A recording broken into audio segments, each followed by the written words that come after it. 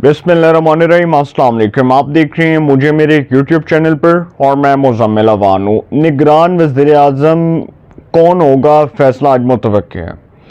और सियासी हलकों में ये बात बहुत गर्दिश कर रही थी कि निगरान वज़ीर आज़म किसी टेक्नोक्रेट को बनाया जाएगा, किसी ब्यूरोक्रेट को बनाया जाएगा, किसी साबका जज को बनाया जाएगा, किसी साबका जर्नैल को बनाया जाएगा।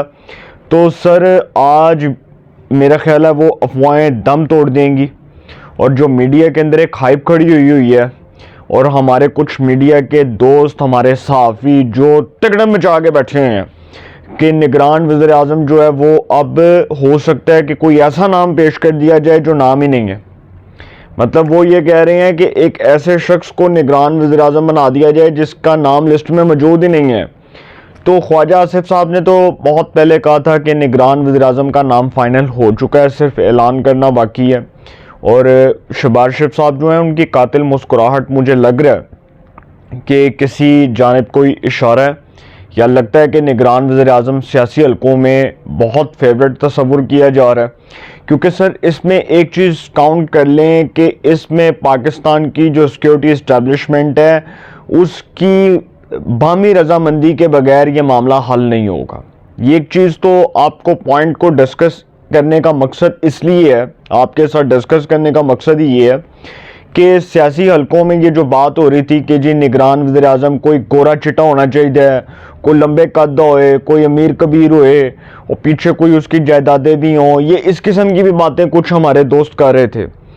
लेकिन अब मैं चूँकि इसलिए इस जानिब इशारा कर रहा हूँ कि जितने भी नाम आए, अब्दुल हफीज़ शेख साहब का नाम आया और पाकिस्तान की बदकिस्मती है कि हफीज़ शेख जैसे शख्स का नाम दिया जा रहा है जो 3 बार तो इस मुल्क का वज़ीर ख़जाना रहा लेकिन वो कोई बेहतरी नहीं ला सका, किसी भी हुकूमत में बेहतरी नहीं ला सका। फिर उसके बाद बहुत से लोगों ने ये भी कहा कि जी तसद्दुक़ हुसैन जिलानी साहब को बना दिया जाए। फिर बहुत से लोगों ने ये कहा कि जी जलील अब्बास जिलानी साहब को बना दिया जाए। ये नाम ज़ेरे गर्दिश थे। शाहिद खाकान अब्बासी साहब का भी नाम था, उसके बाद असलम बोतानी साहब का, ये जितने भी नाम हैं, अब्दुल हफीज़ शेख साहब, फवाद हसन फवाद साहब। तो अब देखें कि कुरा किसके नाम निकलता है। लेकिन एक चीज़ मैं आपको फिर बता दूं कि मुझे वो जो डाउट है वो डाउट अब तक है, शायद मेरा ख्याल है कि इलेक्शंस तक रहे, कि इलेक्शंस टाइम पर होते नज़र नहीं आ रहे। उसकी वजह ये है कि सर जो मुल्क के मुआशी हालात हैं वो इन हालात में इलेक्शंस को सूटेबल नहीं समझते। अगर मैं टू बी वेरी ऑनेस्ट बात करूं तो इन हालात के अंदर इलेक्शंस होते नज़र नहीं आ रहे। इन हालात में इलेक्शंस अगर हो गए तो कोई मौजा रोनमा हो सकता है। वैसे लग रहा है कि इलेक्शंस कोई नहीं होने, क्योंकि जिस तरह से ये टाइम पीरियड चल रहा है इसमें जो आप देख लें कि इकॉनमी का जो हाल हुआ, जिस तरह से महंगाई है, इन्फ्लेशन है, पॉवर्टी है, तो इन हालात में इलेक्शंस पाकिस्तान के लिए सूटेबल नहीं है। तो जो भी निगरान वज़ीर आज़म आएगा उसकी सबसे पहली फर्स्ट प्रायोरिटी होगी कि वो इलेक्शंस कंडक्ट करे, इलेक्शंस का ऐलान करे। और निगरान सेटअप, सर मैं वैसे इस चीज़ के बहुत खिलाफ हूँ कि यार पाकिस्तान से जीप तमाशा है कि निगरान वज़ीर आज़म केयर टेकर प्राइम मिनिस्टर, और भाई असेंबलियाँ टूटी, इलेक्शंस करवाओ। निगरान वज़ीर आज़म का, निगरान हुकूमत का जो कॉन्सेप्ट है ये लेकर कौन आया? ये एक अजीब सा यार, मतलब एक अजीब मिसाल है हमारे मुल्क में कि निगरान आएंगे तो जी इलेक्शंस होंगे। निगरानों के बगैर भी इलेक्शंस हो सकते हैं। ये 3 महीने जो हम बेतुके ज़ाया करते हैं बगैर किसी वजह के, अच्छा यार निगरान वज़ीर आज़म ला कर बिठा दिया, अच्छा यार वो निगरान काबीना बन गई, अच्छा यार वो निगरान हुकूमत 3 महीने काम करेगी। तो वो निगरान हुकूमत ने तो दरअसल इलेक्शंस करवा दी है। उसने अपनी जो रिस्पॉन्सिबिलिटीज़ थी वो फुलफ़िल कर ली, वो पूरी कर ली, ज़िम्मेदारियाँ पूरी कर ली। लेकिन सर सवाल ये बनता है कि क्या निगरान वज़ीर आज़म के नाम पर इतनी हाइप, इतनी कंट्रोवर्सी खड़ी होनी चाहिए मीडिया के अंदर जितनी अब हुई है? और ये 1 महीना पहले ये खबरें आना शुरू हो गई कि जी मार्केट के अंदर वो जिस तरह खबरें आती हैं, वो मार्केट के अंदर लतीफ़े आते हैं ना, तो वो फैलते रहते हैं, लोगों को मोबाइलों पे सेंड होते रहते हैं। इसी तरह मार्केट के अंदर ये खबरें आना शुरू हो गई कि जी ए निगरान वज़ीर आज़म होएगा, ए निगरान वज़ीर आज़म। यहाँ तक कि ये खबर दी गई کہ جلیل عباس جیلانی صاحب جو ہیں ان کو وزیر اعظم ہاؤس بلایا گیا ہے اور ان کو کہا گیا ہے کہ جی آپ موسٹ فیوریٹ کینڈیڈیٹ ہیں پرائم منسٹرشپ کے لیے، اور آپ کو مبارکباد پیش کی جاتی ہے کہ جی آپ نگران وزیر اعظم اس ملک کے۔ تو اس کے بعد پھر کسی نے خبر کی تصدیق کی اور اس نے کہا کہ پاجی یہ شوشہ ہے گا، خبر نہیں ہے، خبر دینا ایک الگ چیز ہے، تصدیق کریں، صحافی کا کام ہے خبر تصدیق کے ساتھ بریک کریں۔ لیکن اگر کسی نے شوشہ چھوڑ کے خبر چھوڑی ہے تو سر پھر تو میں کچھ کہہ نہیں سکتا، اور یہ پاکستان میں یہ ٹاپ ٹرینڈ بن جاتا ہے۔ پھر اب ایک خبر آئی، فیک نیوز آئی، وہ سوشل میڈیا پر سپریڈ ہوئی، اور اس کے بعد وہ خبر پھیلتے پھیلتے پھیلتے ہر بندے نے ٹویٹ کرنا شروع کر دیا، او پاجی ہے سنیا سی ہے ہو گیا۔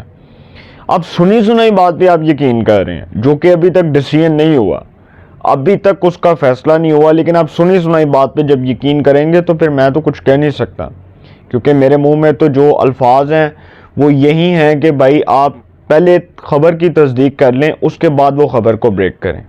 اب دیکھتے ہیں کیا ہوتا ہے، لیکن میں آپ کو ایٹ لاسٹ بتا دوں کہ شہباز شریف صاحب کی اور راجہ ریاض صاحب کی ملاقات ہوئی، اور بہت خوشگوار انداز میں ملاقات ہوئی، بہت خوشگوار انداز میں یہ ملاقات ہوئی، اور اس ملاقات کا مقصد یہ تھا کہ نگران وزیر اعظم کے نام پر مشاورت مکمل کر لی جائے۔ تو سر کچھ لوگوں کا، پھر میری کچھ لوگوں سے بات ہوئی تو پھر میں نے ان سے پوچھا، میں کہا جی کچھ فائنل ہوا؟ کچھ اراکین اسمبلی سے میری بات ہوئی تو میں نے ان سے پوچھا کہ نام فائنل ہوا؟ انہوں نے کہا پاجی نام تو پہلے ہی فائنل سی، نام تو پہلے ہی فائنل تھا۔ نام تو اس لیے فائنل کیا تھا کہ بھائی سیاسی حلقوں میں یہ جو باتیں گردش کر رہی ہیں کچھ لوگوں کو، تو اب میڈیا کے اوپر بیٹھ کر یہ رپورٹس مل رہی ہیں کہ سیاستدان جو ہیں یہ ایک ہاتھ سے نہیں دونوں ہاتھوں سے کھیلتے ہیں۔ تو سر انہوں نے نام پہلے فائنل کر لیا تھا، بس اعلان ہونا باقی ہے، اور جو بھی نام ہوگا میں آپ کو بہت گارنٹی کے ساتھ یہ بات کہہ رہا ہوں، اس میں نون لیگ، پیپلز پارٹی اور پاکستان کی سیکیورٹی اسٹیبلشمنٹ سب متفق ہوں گے۔ یہ بات میں آپ کو کنفرم کر رہا ہوں، اور یہ بات کنفرم سورسز سے میں آپ کو کہہ رہا ہوں کہ جو بھی نام ہوگا وہ پاکستان کی سیکیورٹی اسٹیبلشمنٹ کو بھی قبول ہوگا، سویلینز کو، سیاسی جماعتوں کو بھی قبول ہوگا، اور پھر اب وہ آتا ہے آ کر 3 مہینے بعد الیکشنز کرواتا ہے۔ اٹس پاسبل اور not possible? I think it's not possible, یہ پاسبل نہیں ہے کہ جو حالات ہیں ان حالات میں سر الیکشنز آگے پیچھے آگے تو جا سکتے ہیں۔ مارچ میں سینٹ کے الیکشنز ہیں تو ہو سکتا ہے کہ رانا ثناء اللہ صاحب جو کہتے ہیں کہ جی 2023 میں الیکشن نہیں ہونے، تو ہو سکتا ہے کہ سر پھر 2024 میں ہو جائیں، یہ بھی تو ہو سکتا ہے نا کہ 2024 میں الیکشنز ہو جائیں۔ تو الیکشنز جب بھی ہوں گے سر یہ ٹائم کے مطابق نہیں ہوں گے، میں بھی یہ سمجھتا ہوں کہ یہ شاید ٹائم پر نہ ہوں۔ 3 دن پہلے اسمبلی توڑی گئی، اس کا جواز یہی تھا کہ 90 دن میں الیکشنز ہونے چاہیے، لیکن اس کے باوجود 90 دن میں الیکشنز ہوتے نظر نہیں آ رہے۔ جو بات مجھے سمجھ آئی میں نے آپ کے سامنے رکھ دی، کیونکہ میرے ذرائع سے مجھے جو خبر ملی ہے سر وہ ابھی میں آپ کے سامنے نہیں رکھ رہا۔ وہ نیکسٹ ولاگ میں آپ کے سامنے کچھ پوائنٹس ڈسکس کروں گا اور بتاؤں گا اس کے اصل حقائق کیا ہیں۔ اپنی رائے کا کمنٹس میں ضرور اظہار کیجئے گا۔ انشاءاللہ ایک نئے سیگمنٹ کے ساتھ پہ ملاقات ہوگی۔ اپنا بہت خیال رکھیے گا۔ اعلیٰ نگہبان۔